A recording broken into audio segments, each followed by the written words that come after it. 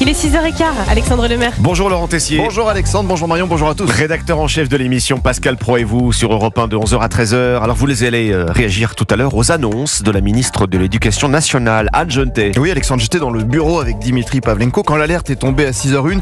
En juin 2027, l'obtention du brevet sera obligatoire pour le passage en seconde. Alors là, Madame Genetet, mes pattes m'impressionnent parce que l'année dernière, le taux de réussite au brevet était de 89%. Donc vous donnez l'examen quasiment à tout le monde comme le bac. Donc franchement, je ne suis pas sûr que ça change la face du monde, mais on en parlera tout à l'heure à 11h évidemment. Bon, alors aujourd'hui Laurent, après votre patouche à l'assurance vie, vous lancez également un autre mouvement. Patouche à mon plan d'épargne retraite. Vous en parliez Alexandre dans le journal de 6h. Et ça m'a révolté car le PER connaît le succès depuis 5 ans. Plus de 10 millions de Français en ont souscrit. Il permet de se préparer un complément pour la retraite. Et on rappelle la règle, ce que vous versez peut être déduit de votre revenu imposable dans la limite de 10% de ce que vous touchez chaque année. Donc vous réduisez vos impôts, c'est pas mal. Mais forcément, certains commencent à se dire que c'est trop avantageux. Les experts de la Cour des comptes...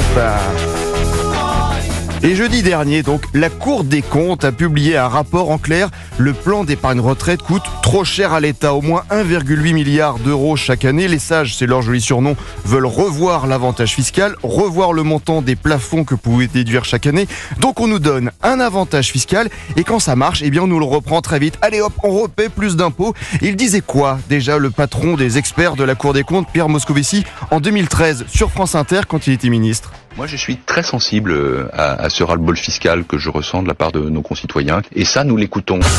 Ras-le-bol fiscal. Et il disait quoi il y a 2 mois? Ici même, il y a 10 ans, j'avais parlé de ras-le-bol fiscal. J'ai pas beaucoup changé d'avis. Ouais, voilà, c'est paradoxal. On nous répète qu'il faut se préparer sa retraite très jeune parce qu'on ne sait pas si on pourra la financer. On met de côté, on profite du peu d'avantages possible. Et là, on nous dit qu'on en a trop au bout de 5 ans. Non mais franchement... Je vous demande de vous arrêter. Voilà, combien nous coûte déjà la Cour des comptes? Plus de 200 millions d'euros chaque année, surtout en dépenses de personnel.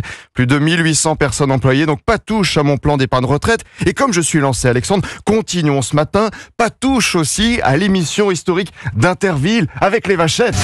Ah oui. Ah non, ah oui. Merci Marion. Interville va revenir à la télévision l'an prochain.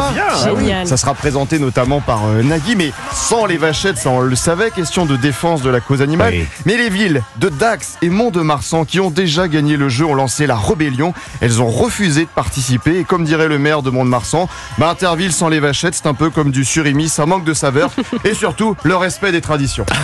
Je m'en souviendrai. Merci Laurent. À ressortir en soirée. On vous retrouve tout à l'heure, Laurent, avec Pascal Pro et vous à partir de 11h.